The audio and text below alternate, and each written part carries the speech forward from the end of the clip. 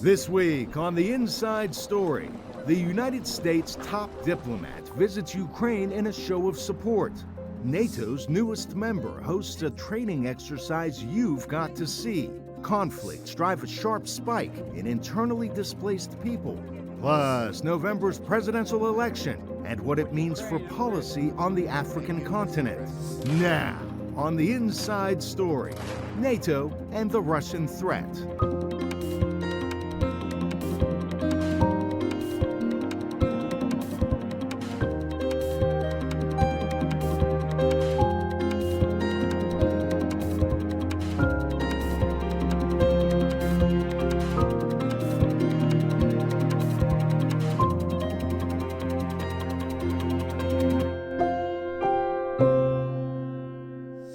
Welcome to The Inside Story. I'm VOA congressional correspondent Katherine Gypson. Lots to cover this week, so let's get right to it. U.S. Secretary of State Antony Blinken arrived in Ukraine for a previously unannounced visit. He delivered what he called a strong message of reassurance to Kyiv. This as Ukrainian forces await weapons shipments from allies and face fierce attacks by Russia's military in the east. VOA's senior diplomatic correspondent Cindy Sain starts our show.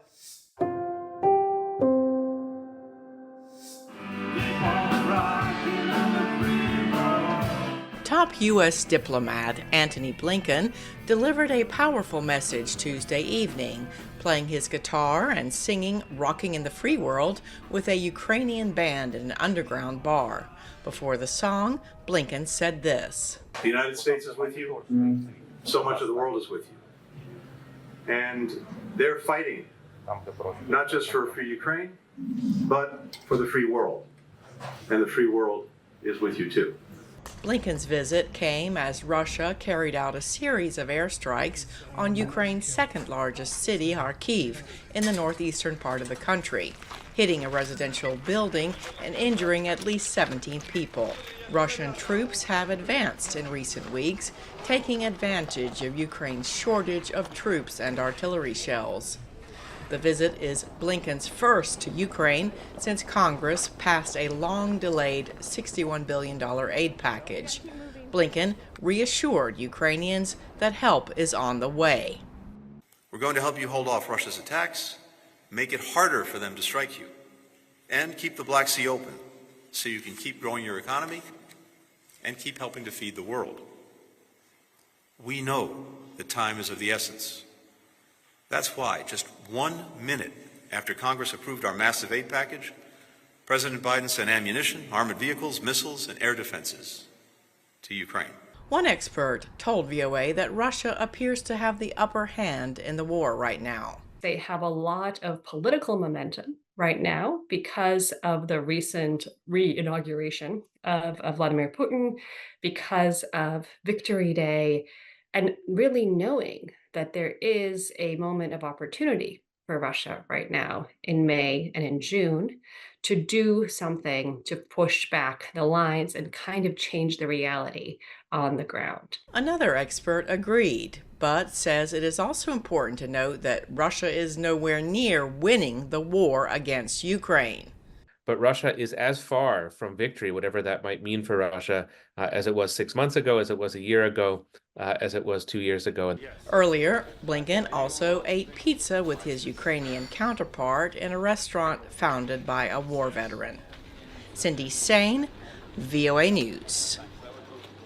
Russia's 2022 invasion of Ukraine helped lead to the expansion of NATO from 30 to 32 member states. Earlier this month in Sweden, the newest member of the alliance, the NATO swift response exercise began with hundreds of allied paratroopers training together to deter any further aggression. VOA's Eastern European Bureau Chief Miroslava Gongadze reports from the training ground in this video you have got to see. The NATO swift response exercise started in Sweden. Approximately 800 paratroopers from the United States, Spain, Hungary, and Italy are training their skills here. It is the first such US-led exercise in Sweden since the country's accession to NATO in March. Swift Response is one of 3 linked exercises that makes up Defender 24, the largest U.S. Army exercise in Europe. It includes more than 17,000 U.S. and 23,000 multinational service members from more than 20 allied and partner nations. Despite Sweden's historical neutrality, Russia's aggression in Ukraine prompted Sweden to apply for collective defense. Sweden brings to alliance a well-equipped military.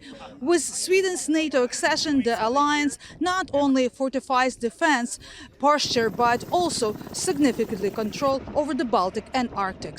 It gives allied access to the Kola Peninsula, vital for countering Russian military presence and boosters readiness to meet security challenges in far north. Miroslava Gongadze, VOA News, Sweden. A so-called hybrid approach to growing its strategic influence in the Arctic. That's what analysts say Russia is adopting through research, increased maritime activities, and tourism in the region. But for those living in a remote Norwegian community, news of a boat bringing tourists from Russia means more than just a few extra visitors. Henry Wilkins reports from Svalbard, Norway. Barentsburg, a coal mining town in the high Arctic. Here, Russian flags and Soviet-era throwbacks are common, like this bust of Lenin overlooking the harbour. But Barentsburg is not in Russia, it's in Norway. Barentsburg is situated in the Norwegian archipelago of Svalbard, more than 600 kilometres north of Norway's mainland. Because of the island grouping's unusual legal status, people from any nationality can settle here. Russians and Ukrainians historically made up most of Barentsburg's approximately 400 residents. But that changed in 2022 when many Ukrainians left. Katerina Shabratska is a Ukrainian who left Barentsburg before 2022, the year of Russia's full-scale invasion of Ukraine. She now lives in Longyearbyen, the major Norwegian settlement on Svalbard. Many Ukrainians moved to Longyearbyen from Barentsburg after the start of the full-scale war. 2022 changed everything. They didn't want to spend time there anymore. Yes. Because it was a lot of bomb for 2022. Yes. Yeah, and I feel it, and I knew it, so I also was like, what the I don't really to talk with the Russian people anymore. Okay. Shabratska says tensions in Barentsburg started before 2022, and some Russians and Ukrainians had moved the year before. They moved 2021 because there was a not so nice situation with Navalny. Russian opposition politician and anti-corruption activist Alexei Navalny returned to Moscow from exile in 2021 and was immediately arrested. He died in February at a remote Arctic penal colony. Locals say many in Barentsburg were vocal supporters of Navalny, while others were supporters of Putin, causing tensions to rise. Members of the Russian community in Longyearbyen told VOA they are now afraid to talk about the situation, as they still have family in Russia. The Russian special consul in Barentsburg declined a request for an interview. Norwegian locals say relations between the Norwegian and Russian settlements on the island were historically good, even during the Cold War. But that changed in 2022, when shared cultural events were stopped and business ties between Barentsburg and Longyearbyen were severed. Maybe because during the Cold War it wasn't like a full-scale war with killings all over. Maybe that is part of it. What we see in Europe now is not what we saw through the Cold War, right? This is a full-scale bombing nightmare, which have really affected people here as well.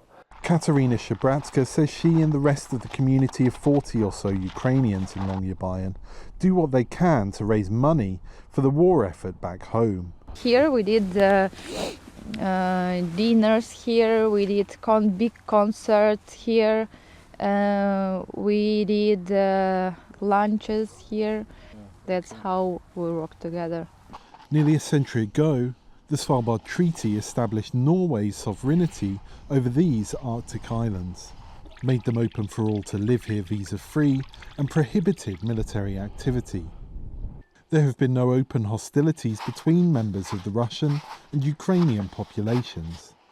But the war in Ukraine has created tensions, in some ways resembling a Cold War here, and a new Iron Curtain has fallen between two communities that call Svalbard home.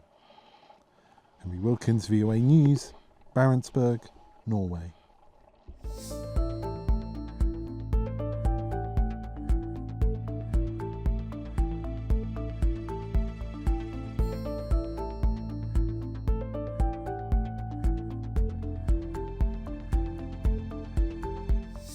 And now we move to the increasing numbers of people who are being displaced by conflict around the world.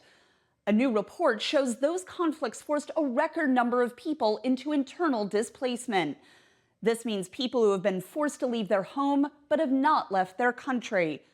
As Henry Ridgwell reports, the figure dramatically increased in the past 5 years. In recent months, thousands of people have arrived at the Bulengo camp for internally displaced people near Goma in the Eastern Democratic Republic of Congo. They have fled fighting between the Congolese army and M23 rebel groups.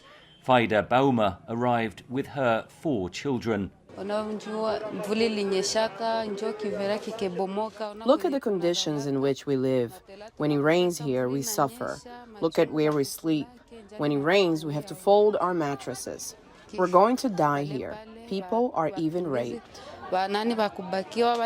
Conflict and violence have driven the number of internally displaced people around the world to a new record, according to a new report from the Geneva-based Internal Displacement Monitoring Centre. Almost half live in sub-Saharan Africa. Nearly 76 million people globally were forced to flee their homes in 2023 and are living elsewhere in their own countries, many in camps or makeshift accommodation. That's an increase of almost 50% over the past 5 years. Half of this figure comes from just 5 countries, including Sudan, Democratic Republic of the Congo, Colombia, Yemen, and Syria. And these countries are usually not visible in the media headlines. Sudan has the largest internally displaced population in the world at more than 9 million people. Most were forced to flee their homes after the latest civil conflict erupted in April 2023. Many of them have been forced to move multiple times. So we saw families moving away from Khartoum, going to the Darfur regions, moving all across the country. And of course, we are very concerned about their needs and their vulnerabilities, because with each new displacement, their resilience reduces. Some 4 out of every 5 Palestinians have been forced to flee their homes in the Gaza Strip because of the conflict between Israel and Hamas, according to the report's authors. With borders closed, most have nowhere safe to go. Recent UN estimates point out to the fact that it will take around 80 years to rebuild everything which had been destroyed in the Gaza Strip. And this shows that it might be that most of the people who are currently living in Gaza and who have been displaced won't see their houses rebuilt during their lifetime. Close to 8 million internally displaced people were forced to flee because of natural disasters. The February 2023 earthquake that struck Turkey and Syria triggered 4.7 million displacements. Cyclone Freddy, which hit southern Africa in February and March last year, forced 1.4 million people to become displaced. Henry Ridgwell, VOA News. Ask most American voters what motivates them in an election, and you are unlikely to hear foreign policy at the top of that list. But while U.S. policies overseas may not inspire voters, they will be a huge challenge for the person that wins the White House in November, particularly when it comes to Africa and the more than 1.2 billion people living there. For more on this story, we go to VOA White House correspondent Anita Powell in Washington. Africa is not a monolith. It holds a dizzying wealth of history, resources, and traditions, and the full spectrum of struggles faced by many young nation-states. And while the world's fastest-growing continent plays a relatively small role on this stage, the person who next lives at the White House, whether that is former Republican President Donald Trump or Democratic President Joe Biden, will need to make policy choices that address the fast-changing economic and security conditions in Africa. Trump's past Africa stance, they say, can be summed up with one unprintable word he allegedly used to describe African countries and the Caribbean nation of Haiti. I mean, he used famously this expletive to refer to a number of countries in Africa, and then he pursued a strategy and a policy that was really focused on trying to look at the burning issues in Africa, the security issues, the hot issues, and trying to stamp those out. But there really wasn't a larger grand strategy. Biden has emphasized values-driven partnership on the continent, but much of that has been overshadowed by his administration's push against Russian influence in Africa and U.S. support of Israel. I think Africans are also looking well beyond our policies in Africa, looking at the war in the Middle East, the war in Gaza, and U.S. support to Israel, for example, or the demands that African countries not do business with or engage in relations with Russia. So I think they're seeing a certain degree of hypocrisy in the Biden administration's policies globally, and that's not making them many new friends in Africa. This is something South Africa highlighted in accusing Israel of breaching the United Nations Genocide Convention with a landmark case at the UN's top court. The Biden administration, when asked by VOA in January, dismissed the case as meritless. Analysts say this shot at America's credibility invites adversaries to take advantage. You're going to need that credibility because at one point someone is going to say, another superpower is going to step in and say, right, I am not being preferential. I earnestly do not care about human rights in any part of the world, and therefore, at least, that makes me better. Hudson says the next U.S. president will meet an increasingly emboldened continent. I think that any new American president is going to have to grapple with the declining influence that Washington has on the continent of Africa, and how much more African countries are asserting their own rights and privileges and speaking increasingly with one voice. There may be a way to help turn that tide by tackling an oversight both candidates share. Candidates' wives have made official visits to Kenya, Namibia, Egypt, and Malawi, while President Biden dispatched Vice President Kamala Harris to Ghana, Tanzania, and Zambia. However, neither he nor Trump has paid the continent a visit as president. Anita Powell, VOA News, Washington.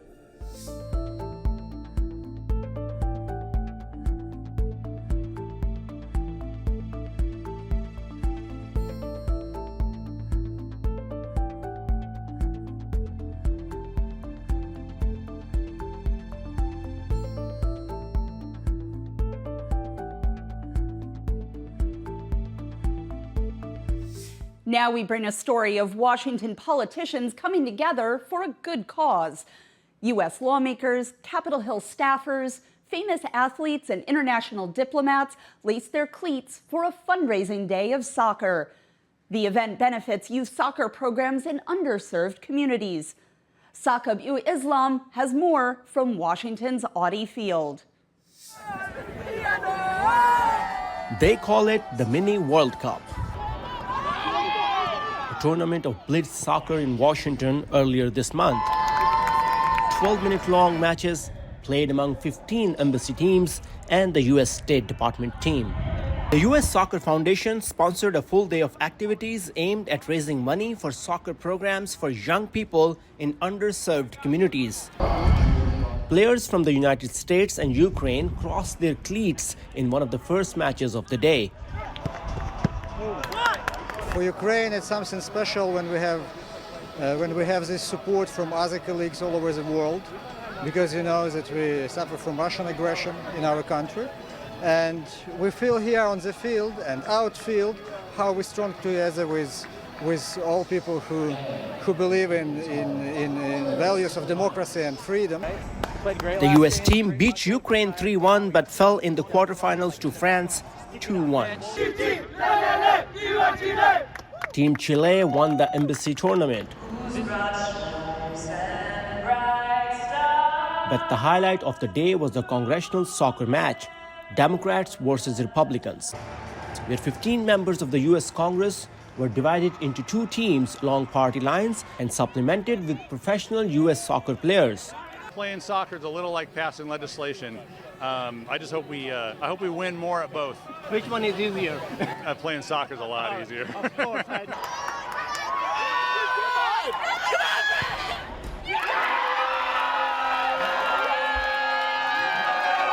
Each team played with fervor, but it was the defending champions, the Republicans, who prevailed 4-3. Saqib al-Islam, VOA News, Washington. Now, before we leave you this week, the United States Congress and President Biden last month approved a $95 billion foreign aid package. Here's my story on how that may impact the election in our latest installment of USA Votes 2024. The northern Ukrainian border town of Volchansk, evacuating just hours ahead of when Russia claimed it captured the town. Ukraine fighting back with the more than $50 billion in assistance from the United States approved last month by President Joe Biden. He argued for months that aid to Ukraine is a centerpiece of U.S. national security policy. If the United States walks away, it will put Ukraine at risk. Europe is at risk. The free world will be at risk, emboldening others to do what they wish to do us harm. My message to President Putin, who I've known for a long time, is simple. We will not walk away. But analysts say presidential elections rarely turn on foreign policy issues. The issue of Ukraine barely registers in the polls, and the issue of foreign policy, less than 5% of the people think that's an important issue, foreign policy generally, meaning the relationship that we have with China, Communist Party of China, but also pushing back on Putin and what's happening in Gaza. Presumptive Republican presidential nominee Donald Trump has argued the U.S. already sends too much aid. Earlier this year, the former president suggested he would not adhere to the Mutual Self-Defense Pact if Russia invaded a NATO country. I would not protect you. In fact, I would encourage them to do whatever the hell they want. That message resonates with voters concerned about American involvement overseas. The 20 years of the war on terror and the so-called endless wars probably converted more Americans to isolationism and America first, and that's why Donald Trump was successful in 2016 and why he is successful at having garnered all but officially the nomination of the Republican Party for 2024. The push against funding Ukraine's defense against Russia put some Republicans in a difficult position this election year.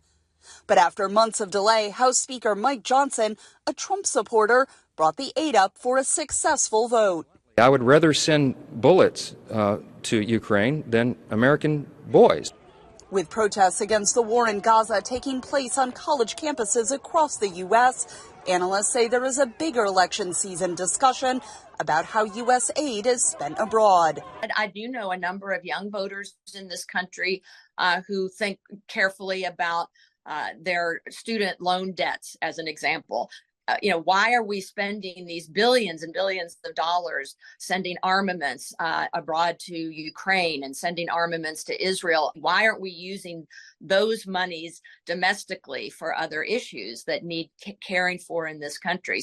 The aid to Ukraine approved by Congress in April is likely to be the last disbursement this year before the November presidential election. That's all for this week. Thanks for watching. I'm Katherine Gibson.